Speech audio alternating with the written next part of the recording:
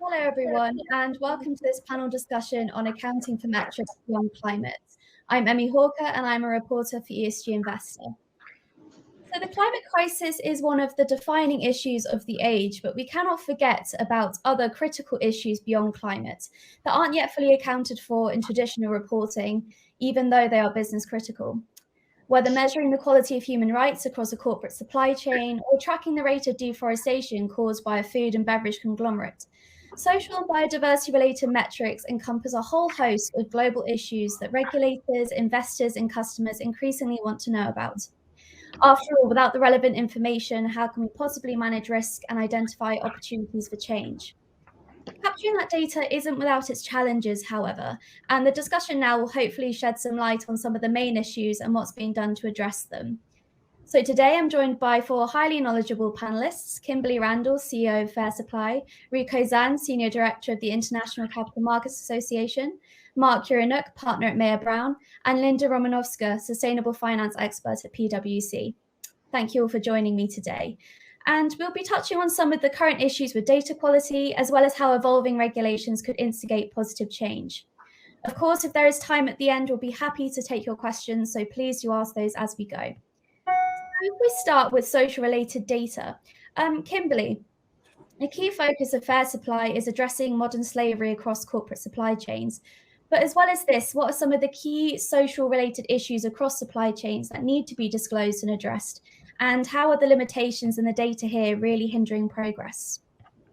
Thank you so much. So, as you mentioned, we look at modern slavery deep within a global supply chains. And what we know as a common feature for all social indicators is that often risk, or the S risk, is hidden deep within supply chains. So supply chain transparency is actually critical to be able to identify these social risks within the supply chain of an investment portfolio, an individual security, or an investee company. Modern slavery is one social indicator, but other indicators are labour rights and gender inequality. And so when we're looking to measure these types of indicators of exploitation or social inequality, what we find is it's not often within the first one or two tiers of the supply chain of the security or investee company that social indicators are hidden deep within. So the data limitations are generally related to data, to supply chain transparency data. We've addressed that at FairSupply by providing visibility across billions of supply chains globally, using input-output analysis and actually being able to map the supply chain of different securities and assets, investee companies, and then apply various S risk factors over those. Okay, great. And Linda, you've been very involved in a number of EU initiatives, including the much anticipated Social Taxonomy. So can you please outline some of the regulatory initiatives in this area and how it aims to improve the visibility of social related factors? And do you anticipate this having a positive knock-on effect in terms of the measurement of social related risks along supply chains, for example? Thanks, Amy. Yeah, so I'd like to really focus on the current EU regulatory initiative, which is the development of sustainable finance framework for the European Union. And I would like to really stress that the social aspects have been included in the framework already early on, including in the EU taxonomy, which I already mentioned. What EU taxonomy is this rule book which sets out the criteria and conditions around which economic activities in an economy can be considered sustainable. And there is a clear reference to social aspects in the taxonomy regulation already early on. And it also is reflected in the mandate of the EU platform on sustainable finance, which I'm a member of. And we in the platform, we are helping the European Union develop this framework, including recommendations on how an extended social taxonomy could and should look like. And I also would like to stress that this is a really closely aligned with the EU Green Deal, where among the very ambitious objectives around reaching net zero greenhouse gas emissions by 2050 and in general decoupling the economic growth from resource use, there's also an objective that includes leaving no person and no place behind in this transition, which is how the just transition is defined in Europe currently. And the other side of this is I also would like to stress that there have been very strong market signals. We know that there's a very high demand for social bonds, for example, that finance social housing or healthcare or certain activities that create jobs for certain target groups, which we see as an indicator that social investors see, or generally investors see, this as an opportunity and the possibility that private capital could also be directed to socially valuable activities and contribute to these achievement of these goals. And at the same time, in alignment with what Kimberly said, there is recognition among investors that if they neglect social factors, that they run certain risks, especially associated with human rights abuses, child labor, modern slavery, and those kind of aspects. And therefore, it is crucial from our perspective to spell out what exactly would constitute a social or socially beneficial investment. And this is where the taxonomy comes in place. While we are currently working on the extended social taxonomy, and we don't have it in place yet, what the initial focus has been on the climate and environmental taxonomy. But even in this early stage, there has been a recognition that we need to have some sort of minimum safeguard. And therefore, there's an article in the taxonomy regulation, Article 18, which sets out that whenever an entity contributes substantially to environmental or climate goals, it also has to meet these certain social safeguards. And these social safeguards in this case are more generic statements around alignment with key international instruments such as the International Bill of Human Rights, UN guiding principles on business and human rights, OECD guidelines, ILO principles on human rights at work, and so on. And so we already have these minimum safeguards in place just to take care of the social aspects while we're developing the full taxonomy. And at the same time, there's also recognition that the social taxonomy will need to be different in some aspects from the environmental taxonomy. First of all, because a lot of the social impact cannot really be attributed to economic activities on that level. And it's very often achieved rather in a whole organization or company level in the private sector. And therefore, we are currently proposing a dual approach where we can recognize specific activities, economic activities that have or are inherently socially beneficial because they produce socially beneficial goods or services, but also recognize these additional social benefits that can be achieved on a whole of company level. And of course, there's a bit of other difference as well. If in the environmental taxonomy, we're working with often quantified and quantitative targets and quantified evidence, then in social taxonomy, we recognize that it will rather need to be based on principles, and again, on these similar or same international standards and agreements of topical relevance. And so I just would like to, end this just outlining the basic structure that we are currently proposing. And when I'm saying we are currently proposing, we have reached an internal agreement of the recommendations we would like to make, and they are being made public in near future.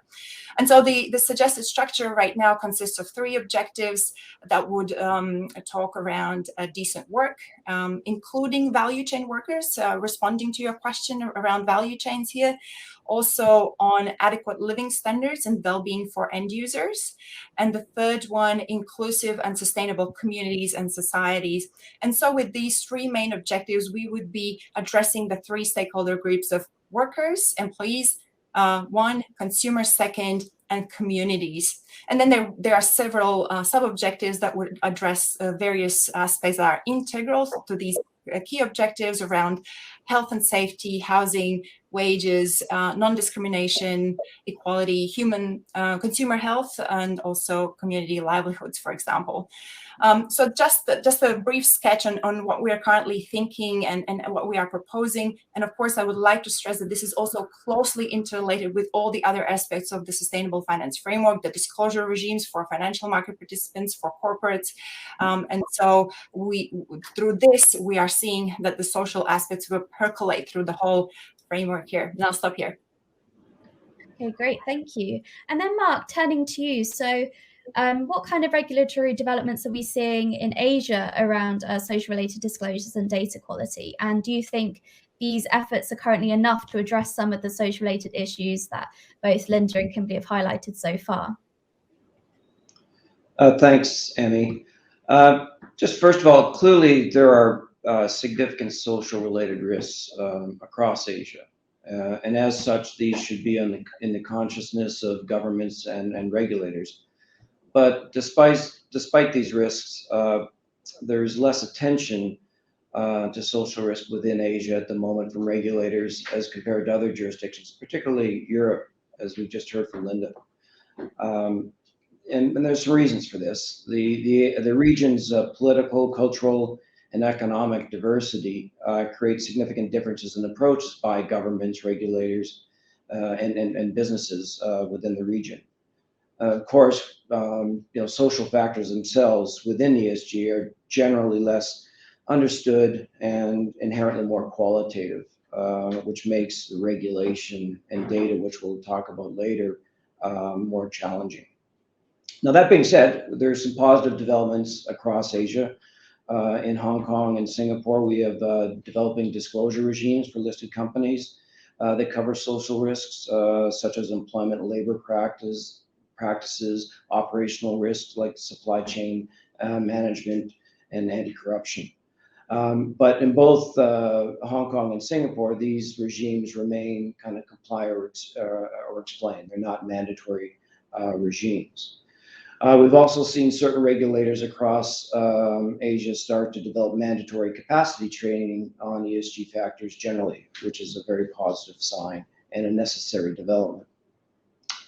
We've seen some consultation in China with respect to disclosure regimes, and also down in Indonesia, there have been developments of social-related disclosures there. But just stepping back from those regional developments that are still in the relative early stage when we compare it to Europe, I'd like to just maybe highlight three themes that we're seeing and some that are a little more forward-looking. First, a focus on diversity. Regulators in Singapore, Hong Kong, and Japan are amending listing rules and their corporate governance codes to require disclosure of diversity metrics and policies. Just touching on the EU Social Taxonomy and how that could promote more social disclosure in Asia. The taxonomies that are developing in Asia, there's Singapore, Malaysia, and the ASEAN taxonomy, which we'll talk about in a bit more detail later, that just published their first version. We're seeing in all of those, there's some similarities to the initial EU taxonomy, and particularly with its focus on environmental sustainability. We think that as the EU develops its social taxonomy, that regulators in Asia could follow suit in a similar fashion with respect to developing the national and regional taxonomies with respect to social factors. So we think that is inevitable, but it's going to take some time. I think the third theme is around ESG ratings and data providers. We think that this is happening outside of Asia, but is clearly going to impact Asia as regulators around the world, including in Asia, start to implement the recently finalized IOSCO recommendations for evaluating ESG ratings and data providers. We think this will improve ratings and will drive quality in data and hopefully start to harmonize the disparate ratings that are currently into effect. We think that's a key part of it because without data, it's hard to regulate. So those are a couple of themes that we're seeing here in Asia. Okay, great, thank you. And then Ricco, coming to you. So bonds have a big part to play in terms of financing sustainable solutions to a myriad of social and biodiversity related issues. And investors do need comparable metrics on the bond issue in order to ensure they're meeting its stated objectives. So how does the ICMA recommend issuers disclose this data? And can you also talk a little bit more about how social and sustainability linked bonds really fit into the data debate? Thank you, Emmy. It's good to get into the discussion. It's very important. I think to a certain extent, thanks to the pandemic, social bond actually got a lot of attention from last year. As you know, the social bond volume actually increased like 9-10 times last year. Then there's always argument why coronavirus bond, for example, is necessary as social bond. We actually provide such a guidance to basically to the market to provide such guidance, how people can see those bonds labeled as social bond to address the crisis. Second, as you probably know, the social bond principles actually was updated and released this June at our GBP SBP annual conference.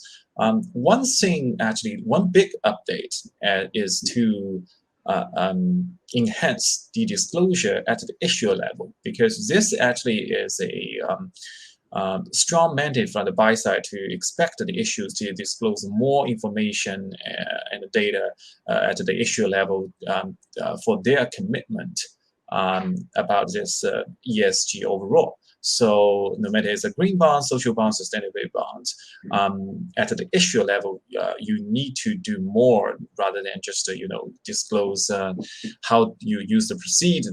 Maybe it's not just good enough anymore. So this is highly recommended at our ICMA principles. Third, the impact out of the social bond, particularly when you use those proceeds and funding those social projects, you need to evaluate and also disclose the impact from those projects. And I think more and more investors actually will expect issues to disclose those information and to evaluate the impact out of the bonds. I think this certainly is the trend. As you know, the impact report actually is necessary for the EU taxonomy, and even in the green bond space, there is some requirement out of the EU GBS. So we definitely will expect the same thing. Then move on to the sustainability linked bond, which is relatively a very new product.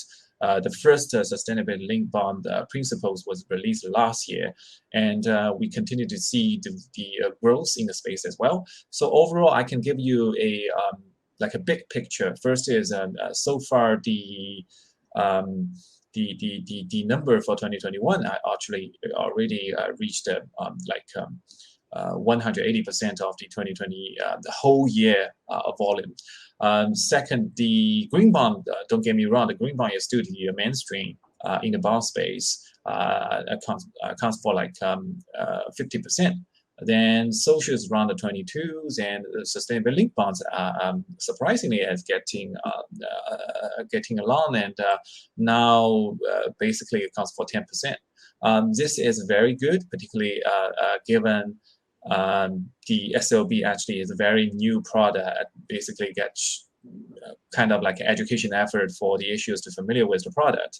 Out of the SLB, I think one thing is like I said, the data, the information, because this will actually link to the coupon rate.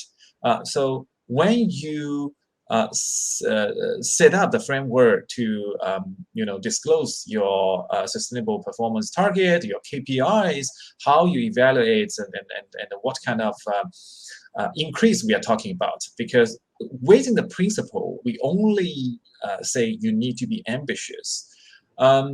One big criticism for this year's annual conference, when people talking about SLB, is maybe the target is not ambitious enough. So how we can quantify those performance in a meaningful way and disclose to the investors, I think this is a crucial part. So to address the transition topic as a whole, people talking about taxonomy, even as we just discussed about the social taxonomy as well. This is very helpful, but to address the climate change widely, transition actually is even, in a sense, more important. And no matter it's a social issue, for example, how you transition those coal mining company, the staff, how you transition the staff of the company, or when the sector will be changed fundamentally. And how you use the right tools, for example, like SLB, to address company and issuers level commitment and how to improve your climate change commitment, performance, etc. So bond again is a very useful financing tools for those all the companies, and how you attract those private sector money to help transition the economy. I think the bond market actually can help a lot, and we at the association level continue to do such effort to improve the transparency of the market, and also to address the feedbacks and particularly the expectation about what kind of like data information the issuers need to disclose to help the market to grow in the meantime, to keep the integrity of the market. So I stop here. Thank you. Thank you. And Linda, the EU also has the Green Bond Standard. So could you just quickly outline what the purpose of this is and how it potentially fits into the social and SLB landscape that Ricco's described? Mm-hmm. Yes, Ricco already referred to the EU Green Bond Standard, and I would like to just illustrate first on where does it sit in the overall framework, sustainable finance in the EU. So the overall framework consists of 3 major elements, and EU taxonomy is one of them, and it's really core to everything else. And then we have the disclosure framework that I briefly mentioned as well. And the third group here is tools, and these tools are meant to be various instruments that help in the market to recognize and signal those investment, for example, instruments like bonds that are legitimately sustainable. And therefore, we're talking about standards, we're talking about labels, we're talking about benchmarks in that category. And that's where the EU Green Bond Standards as well sits. And I also need to say that EU Green Bond Standard is still in draft stage, so it is not final yet, and it is a voluntary standard as it stands currently. So there is no mandatory requirement to apply it to the bonds that are being issued in Europe. However, what we're seeing is some issuers are already putting in effort to align with the draft standard, and we do foresee a high uptake once it's finalized as well. One of the key elements of the standard is that link with the EU taxonomy. And because we already have social aspects in the EU taxonomy in the form of minimum social safeguards, which I was outlining before, we already automatically have these aspects being tackled by the Green Bond Standard.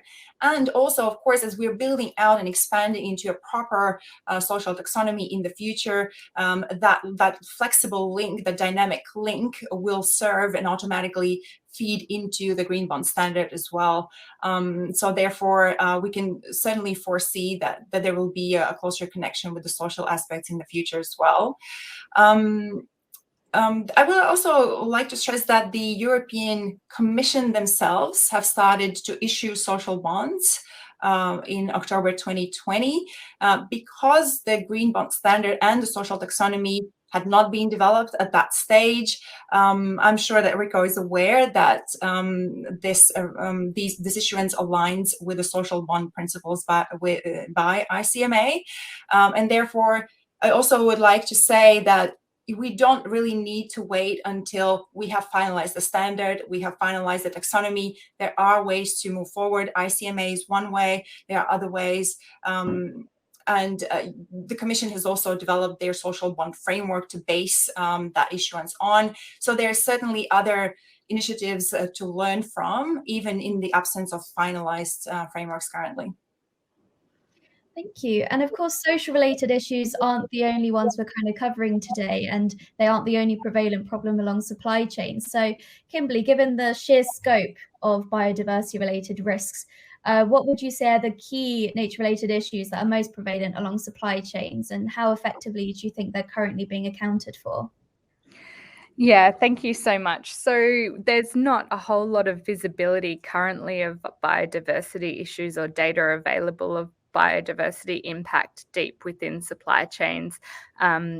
The data that we are seeing and developing now relates to the UN list of endangered species. And what we're trying to do is quantify biodiversity data. So the missing link in biodiversity data is how quantifiable is it? What is the metric to quantify biodiversity impact, especially along a supply chain? Because what we're seeing in the ESG space is E and S and G tensions. So we predict that going forward, while other panelists have spoken about rating systems, what we can't do is trade off the E for the S for the G, and we're starting to see an increasing amount of these ESG tensions, especially between the E and the S. So often as we're moving to renewable and clean energies, there is actually human rights risks associated with the production and in the supply chain of that. Similarly, what we're seeing is biodiversity impact along many different supply chains of many different portfolios. So what we are developing is a quantifiable way of measuring biodiversity impact, because similarly to the ESG tensions that are arising, it's very, very difficult to essentially rate animals and flora and fauna against each other. And so the metric that we are currently developing is impact in relation to the extinction of species, and actually developing our methodology to be able to measure the impact, how investments relate to the potential extinction of various species. And so enabling investors to actually look at portfolios and securities within those portfolios and quantify their biodiversity impact in that way, as opposed to environmental impact assessments, because that's just not scalable in the financial market. There certainly is data available if you have the GPS coordinates of the operations of every company that you're investing in to actually understand what species are affected in that particular area.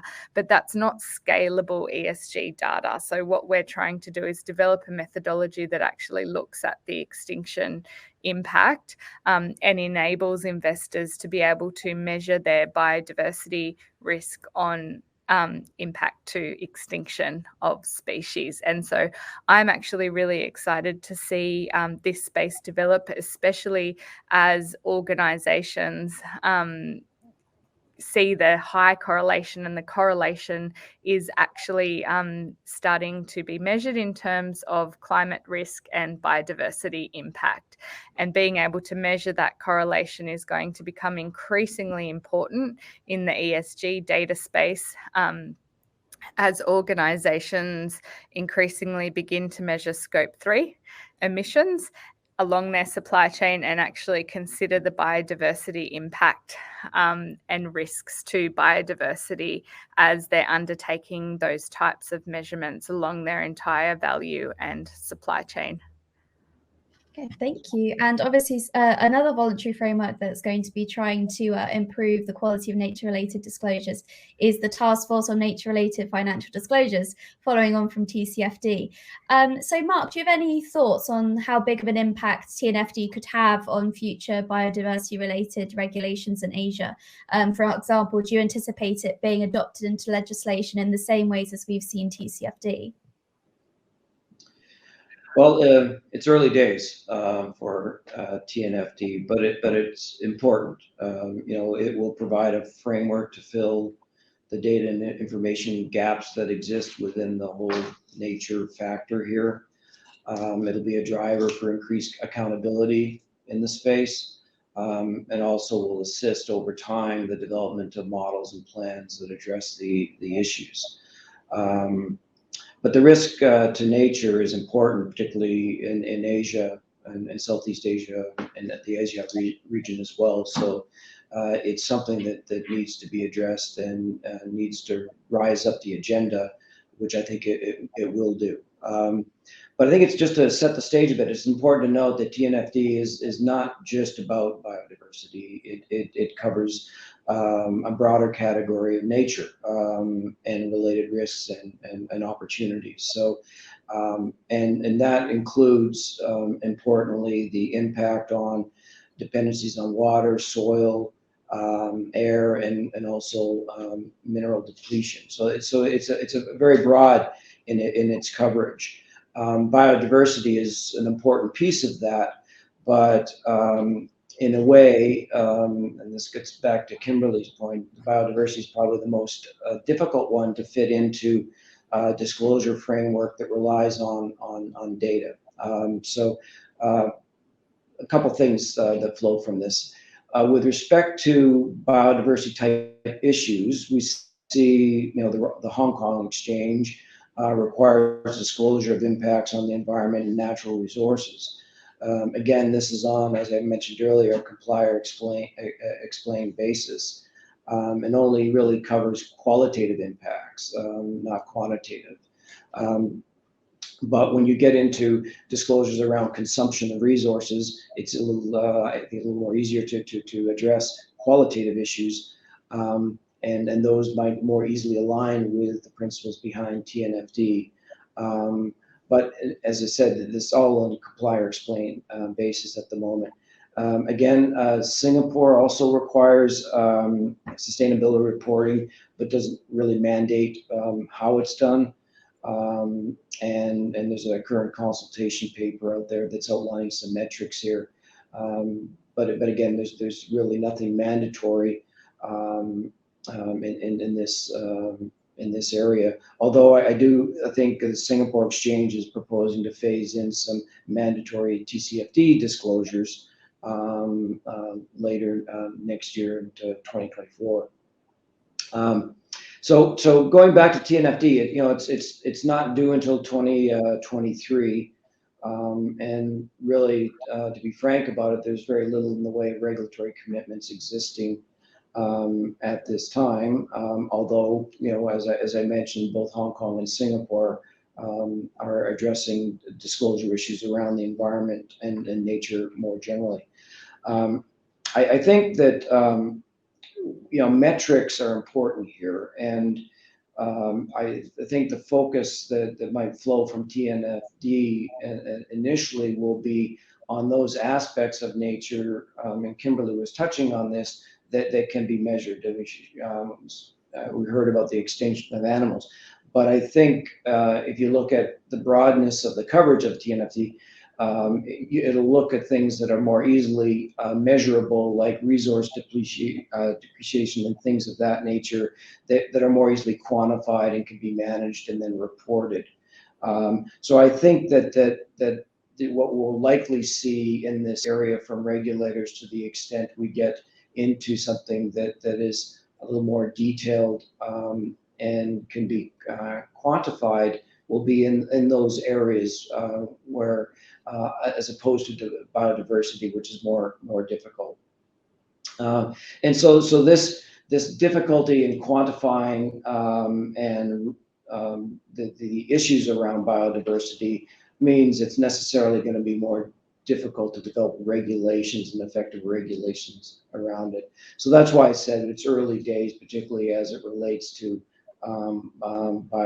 biodiversity.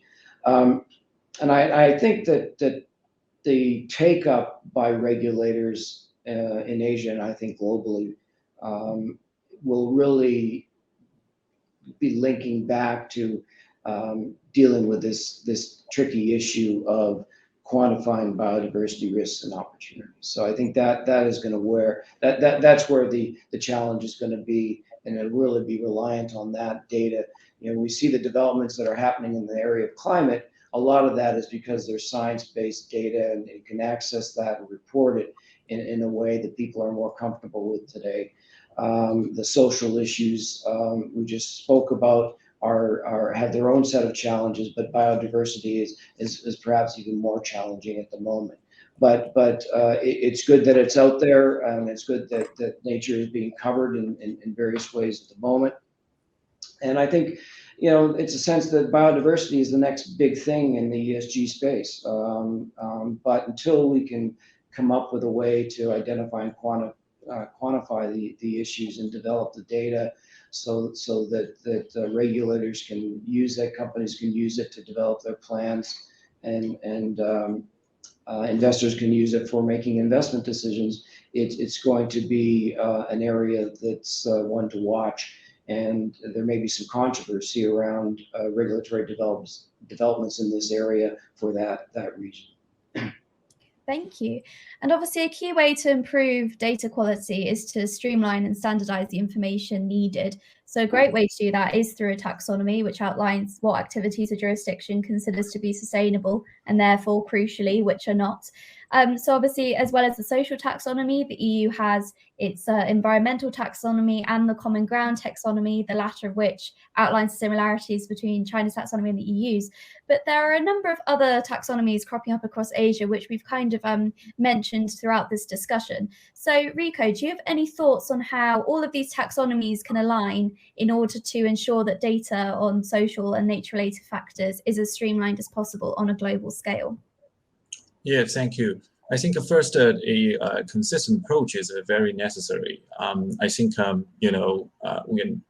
we probably don't want many taxonomies. Although different jurisdictions have their own different priorities, I think how they line with each other. Otherwise, the cross-border money basically is very hard for them to mobilize, and when particularly the emerging markets, when they start to look into the space, I think firstly the EU taxonomy definitely is a benchmark.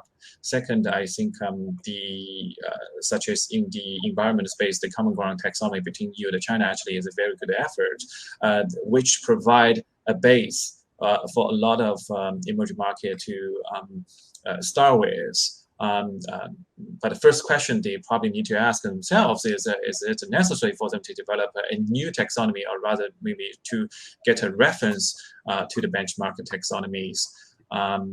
Second, I think the usability or the purpose of taxonomy should be set aside very clear. So for example, for all the economic activities, or maybe just as a reference to the green bonds, or how you need to disclose your information, I think that's very important. Maybe just to cover everything, but is it achievable? As you know, for example, currently for certain taxonomies, they only cover just one aspect. But for others, it's just have a more ambitious purpose. I think regulators need to consider this very carefully, how they want to use that kind of taxonomy. One thing, obviously, to improve the transparency and also the disclosure of the information. I think no matter buy side and the sell side, they need this to evaluate. This is very important for the financial markets. Probably third is, I think right now EU start to see the social taxonomy as a next step, but currently environmental or the green aspect is still the most important thing, particularly in the region. I think their lack of awareness on social and the sustainability as a whole. Environment obviously very crucial and the big issue for a lot of countries. This is no surprise. But again, back to my previous point, how you transition the economy to more climate friendly, social actually is a very important aspect. But currently, we haven't seen the similar development in social space in Asia. So I think the authority maybe need to put more thoughts just at least to bring the social aspects to the maybe to the green level, maybe equally. so that the market actually can get a message from the authorities that actually this is something they need to do as well, rather than just feel like the social actually is left out and maybe it's not the same important as the green space. So I think social taxonomy or maybe social bond, maybe I think they need to focus more on the space, on the area. But I understand from the market that to find underlying social products maybe is a challenge. So over the time, maybe they get a lot of, they can learn from their, like European peers, how they structure the products and how they identify those eligible projects in the social sustainability, then move the picture along. I think the taxonomy itself can helps them to identify the right projects so that they can mobilize those private money into those projects and really have such debt capital market to help the real economy and probably to contribute to the sustainability goals. So I think the taxonomy, obviously, we want to see more, particularly so those large economies such as like China, Japan, ASEAN. I think when they develop their own taxonomies, or they just a reference to those benchmarks, I think they can be all useful. So again, we work with regulators very closely to address that as well from the debt capital market perspective, and we would be happy to see some progress there, particularly for the next year. Thank you, Ricco. And obviously, with just about 5 minutes left, I wanted to cast an eye to the future, really. So I'd like each of you to take around 30 seconds or so just to outline one action you would like to see taken either by regulators, policymakers, investors, or corporates to improve the quality and accessibility of social or nature-related data. So Kimberly, well, let's go to you first. Thanks so much. I think that regulation in relation to social frameworks is critical for organisations to begin addressing these social issues in a really quantifiable, authoritative and reliable way. I think that mandatory disclosure requirements are such a powerful way to ensure that organisations are reporting on these social and new environmental issues consistently and reliably. Thank you. And Mark? I agree with that, and I would just go back to taxonomies and say the harmonization of the group of taxonomies that are out there is important and critical to support better data and more consistent regulation. I think in that regard, I think there needs to be a flexible approach maintained, a principle-based approach, so that you could have some flexibility to tailor your taxonomies for the differing regions and economies within those regions. I would add, though, that I think having some kind of minimum social safeguards within these taxonomies is important to underpin what I think Kimberly was just talking about. And in that regard, I note that the new Asian taxonomy version 1 that was just published a couple of weeks ago did not have those minimum social safeguards. Thank you. And then Linda, coming to you next. Yes, I would like to stress 3 points and 3 ways how the regulators should take data and usability considerations when they're developing sustainable finance frameworks or taxonomies. First, work on making data available, the data that's already out there, be it biodiversity, environmental data, be it social data, because currently the data we have very often are national level statistical data, especially for the social side of things, and we really need higher resolution data. So working towards making that accessible to encourage and help and facilitate reporting. Secondly, when we're developing sustainable finance frameworks, we're developing disclosure regimes and mandated disclosure regimes very often. we need to think very early on how that reported information is being collected and then provided in freely accessible, harmonized manner. And that's something that European Union is also already working towards, to this single access point where we will gather all this information that's being then reported in the market by corporates or social or financial market participants. And the third thing I would like to stress, when we are working on taxonomies, do think early on in that process about how this is going to be reported and what kind of data will be reported. This data use and usability considerations, they have to go hand in hand with considerations around which objectives we're working on, what ambition level we're working on, how do they interact within with each other, what are the do no significant harm or minimum social safeguard levels.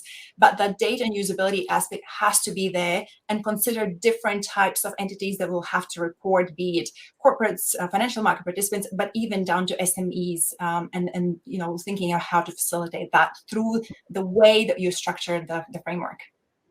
Thank you. And then Ricco, 10 seconds for you. What would you like to see one action in the future? I think one is for the whole market. I think more awareness is really appreciated. I think particularly the buy side, they should have a strong mandate from their underlying investors to focus more on the social aspects. Meanwhile, I think the regulators obviously can do more to encourage the money to look into those things. And previously, other panelists already mentioned that there's a lot of data, but how you can put in a meaningful way and better, say more accessible and reliable. I think that's also very important to help the market to further grow. Okay, well, thank you all for your valuable insights. And the next panel will follow on very nicely from this discussion as it concerns ESG scores and ratings from third-party providers. So be sure to stick around for that. But otherwise, thank you all for listening, and thank you to the panelists.